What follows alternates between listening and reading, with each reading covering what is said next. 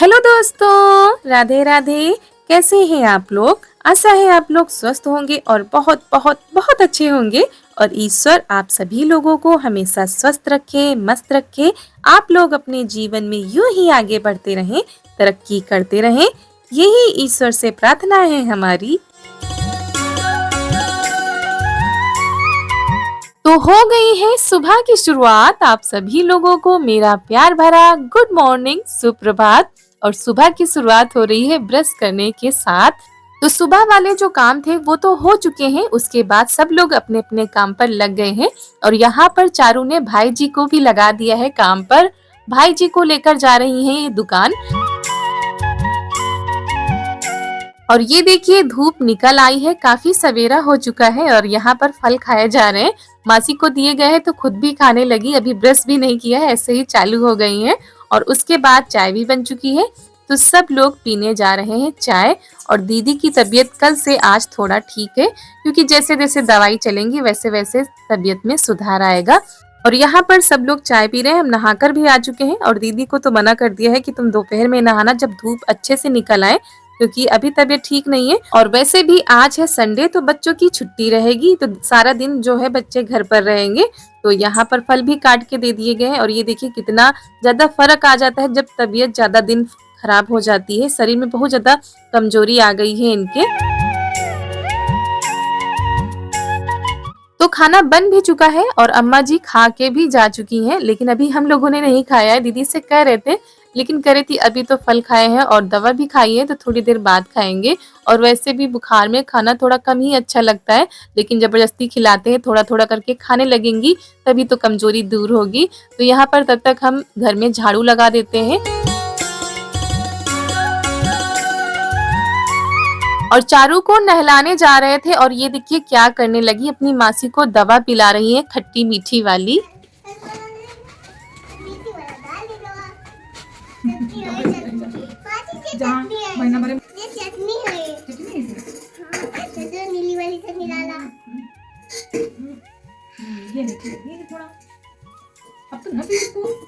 और दवा पिलाने के बाद यहाँ पर किया जा रहा है मासी का मेकअप। आंखें बंद करो।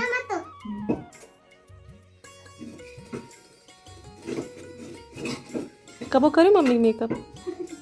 मम्मी का मेकअप हो रहा है, कैसे मेकअप किया जाता है?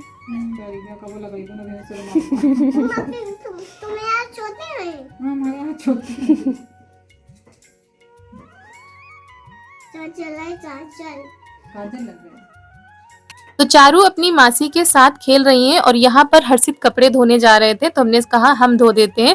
वैसे दीदी कभी भी बच्चों से कपड़े नहीं धुलवाती हैं, प्रांशु तो धो लेती हैं, लेकिन हर्षित कभी भी अपने हाथों से कपड़े नहीं धोता है, दीदी ही साफ करती हैं। और वैसे भी वो साफ भी नहीं कर पाता है, तो हमने कहा हम धो देते हैं। और यहाँ पर ढेर सारे कपड़े हो गए थे, क्योंकि जब से दीदी की तबीयत खराब थी तब से धुले भी नहीं है।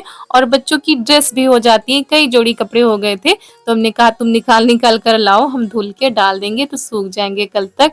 और इस समय एग्जाम्स चल रहे हैं बच्चों के, तो पढ़ाई का भी बहुत ज्यादा प्रेशर है बच्चों के ऊपर, प्रांशु के ऊपर और हर्षित के ऊपर। तो हर्षित कर रहे हैं पढ़ाई, उसके बाद यहाँ पर इनके सारे कपड़े धुल देते हैं। और आज ऐसा हुआ कि सुबह से लाइट नहीं आ रही थी, अभी करीब 11 बजे आई है, तभी काम इतने ज्यादा लेट हो गए हैं। जब लाइट आई है तब कपड़े धुलने चालू किए हैं, नहीं तो कब के धुल गए होते। और दोस्तों आप लोगों का बहुत बहुत बहुत धन्यवाद। आप लोगों ने इतनी दुआएं की हैं, इतनी प्रार्थनाएं की हैं कि हम उसका कितना भी धन्यवाद करें वो सारा धन्यवाद कम पड़ जाएगा। शब्द नहीं है आप लोगों का धन्यवाद करने के लिए। और आप लोगों के कमेंट पढ़कर थोड़ा सा मन खुश हो जाता है जब ऐसा माहौल होता है तो। और आप लोगों की दुआओं का असर बहुत ज्यादा होता है, ये आप लोग भी जानते हैं कि जब इतने सारे लोग मिलकर दुआ करते हैं तो उसका कहीं ना कहीं असर तो होगा ही। और हमारे एक दोस्त ने कमेंट किया था कि ये आपकी कौन सी दीदी हैं, तो ये हमारी सबसे बड़ी वाली दीदी है। हम 4 बहनें हैं, 4 बहनों में ये सबसे बड़ी हैं। और बहन भी कह सकते हैं, माँ भी कह सकते हैं, क्योंकि जैसे इन लोगों ने हमारी परवरिश की है, हम लोगों की परवरिश की है, वो तो माँ ही कर सकती है। और हमारी दोनों दीदी जो हैं हमारे लिए बहुत बहुत बहुत अनमोल है, क्या कहें, बस शब्द नहीं है। तो यहाँ पर सारे जो कपड़े हैं हमने धुल दिए हैं और बाहर आकर फैला देते हैं यानी छत पर। और कपड़े इतने ज़्यादा हो गए थे कि समझ में नहीं आ रहा था कहाँ फैलाएँ, तो जहाँ हमको दिख रही थी जगह वहीं पर फैला दे रहे थे। और यहाँ पर बगल में बहुत बड़ा पेड़ है, तो उसकी जब छाया आ जाती है ना, तो कपड़े इतनी जल्दी सूखते भी नहीं हैं, क्योंकि जब छाया आ जाती है तो फिर शाम तक रहती है। और ये है उसके बाद का टाइम, दीदी भी नहाकर आ चुकी हैं और खाना भी सब लोगों ने खा लिया है। दोपहर की दवा भी दीदी ने खा ली है, तो थोड़ा-सा हम पपीता काट देते हैं तो खा लेंगी। और वैसे भी ये पपीता ज़्यादा दिन रखे रहते हैं तो भी खराब हो जाते हैं, तो वही कह रही थी काट दो तो सब लोग खा लेंगे, नहीं तो ये खराब हो जाएगा। तो प्रांशु भी नहा चुकी हैं और चारू को भी नहलाकर तैयार कर दिया है। और दीदी को ही सब कुछ अकेले सँभालना पड़ता है, पशु भी पाले हुए हैं और खेती का भी काम होता है। और बच्चे तो अपनी पढ़ाई में लगे रहते हैं, लेकिन फिर भी बच्चे काफ़ी मदद करते हैं। तो दोस्तों शाम के बज गए हैं 3 और अब जो है पशुओं को चारा पानी का समय हो गया है, तो हम लोग चल रहे हैं वहाँ जहाँ पर दीदी के जो है पशु बांधे जाते हैं।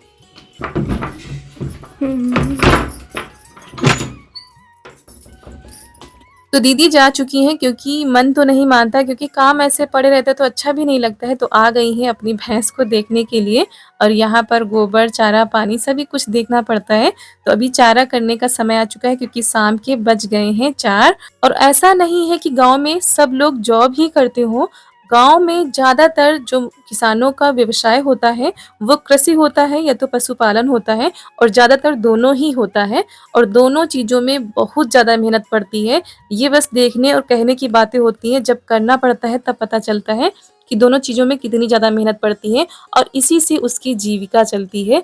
तो चारा पानी हो चुका था, उसके बाद हम लोग निकल पड़े हैं खेत के लिए। और हम प्रांशु निकले हैं खेत के लिए, और ये देखिए चारों तरफ यहाँ धान की फसल ही है, चारों तरफ हरियाली ही छाई है। और हम प्रांशु आए थे और पीछे से ये देखिए हमारी दीदी भी चली आ रही हैं।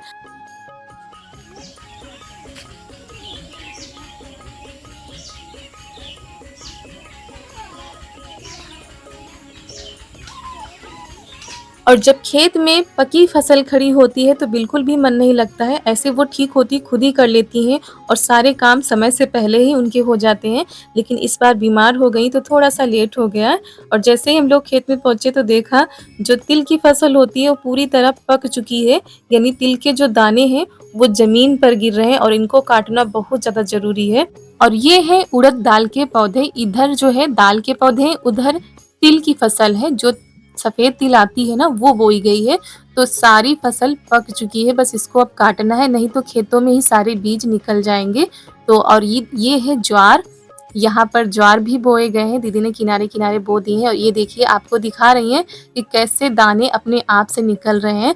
अगर इनको नहीं काटे गए, नहीं जल्दी घर पहुँचाया गया तो सारी फसल खेतों में ही रह जाएगी।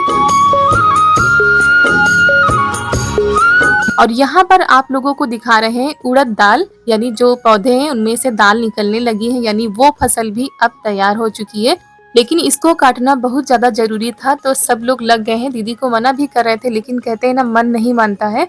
और ये मेहनत होती है, जब हम इतनी ज़्यादा मेहनत करते हैं और हमारी फसल पकी खड़ी होती है तो डर लगा रहता है कहीं बारिश ना हो जाए या हमारी फसल बर्बाद ना हो जाए। और यहाँ पर चारू को बिठा दिया है, आराम से बैठकर बिस्किट खा रही हैं। और जितना हो सकेगा शाम तक काट लेंगे, नहीं तो फिर कल काटी जाएगी। तो ये है तिल, जो सफ़ेद तिल होते हैं उनके पौधे हैं और ये पक चुके हैं, इसीलिए इनको काटना बहुत ज़्यादा ज़रूरी है, क्योंकि जो तिल के बीज हैं वो निकल कर पूरे खेतों में हो जाएंगे। तो सारा काम दीदी का पड़ा हुआ है। यहाँ पर जो उड़द के पौधे वो भी पक चुके हैं, तो जितना हो पाएगा उतना समेटने की कोशिश करेंगे। और आप लोग भी देख लीजिए। तो यहाँ पर हम माँ बेटी मिलकर कर रहे हैं खेतों की कटाई। और इसको काटने में ज़्यादा मेहनत नहीं पड़ती, क्योंकि नीचे से इतना ज़्यादा नहीं काटना पड़ता है, बीच से काटना पड़ता है। तो चारू अपने भाई जी के साथ खेल रही हैं। और उसके बाद ये ज्वार के पौधे, इनको पकने में टाइम लगेगा, तब इनके बीज निकलेंगे और उन्हीं की रोटियां बनती हैं, जो ज्वार की रोटियां होती हैं।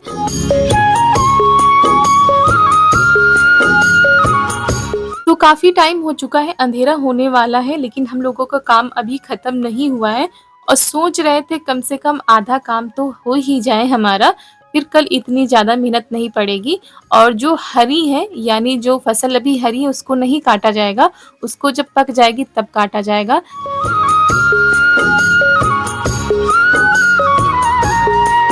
और आप लोगों के यहाँ इस समय कौन-कौन सी फसल लगी हुई है या आप लोगों के यहाँ ये तिल की फसल होती है कि नहीं? कमेंट में ज़रूर बताइएगा। और गाँव में लोग ऐसे ही काम करते हैं, हम तो आज कर रहे हैं लेकिन जो किसान होते हैं जिनके यहाँ खेती की जाती है, वो लोग समय पर खेत आते हैं, समय पर काम करके जाते हैं। उनके लिए खेती से बढ़कर कुछ भी नहीं है।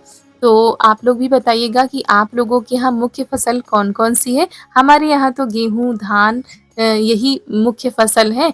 और ये जो दाल बो ली जाती है, सरसों बो लिए जाते हैं, तो ये सब चीज़ें भी थोड़ी-थोड़ी करके बो ली जाती है। और ये है मूँगफली के पौधे। दीदी ने थोड़ी-सी मूँगफली बोई थी तो वही प्रांशु खोद के देख रही हैं कि अभी मूँगफली इसमें जो है लगी हैं कि नहीं लगी हैं।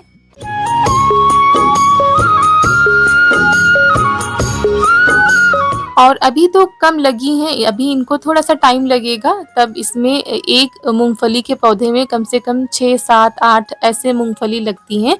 और मूँगफली तो ज़्यादातर सभी को पसंद होती है, ख़ासकर जाड़ों में। और उसके बाद हम लोग आ गए थे घर, खाना भी बन चुका था और बच्चे अपनी पढ़ाई में लग गए हैं क्योंकि कल है मंडे, बच्चों का एग्ज़ाम्स है कल। तो हर्षित भी लगे हैं पढ़ाई में, प्रांशु भी अपने प्रैक्टिकल की फ़ाइल बना रही हैं और चारू हमारी सो चुकी हैं खाना-पीना खाकर। और ये देखिए मासी का मन नहीं मानता है, बच्चा सो रहा है लेकिन फिर भी उसके हाथ-पैर में तेल लगाए दे रही, कहीं थक तो नहीं गया है। तो दोस्तों इसी के साथ आज का वीडियो यहीं पर करते हैं समाप्त। मिलते हैं आप सभी लोगों से अगले वीडियो में, तब तक के लिए आप सभी लोगों को मेरा प्यार भरा नमस्कार।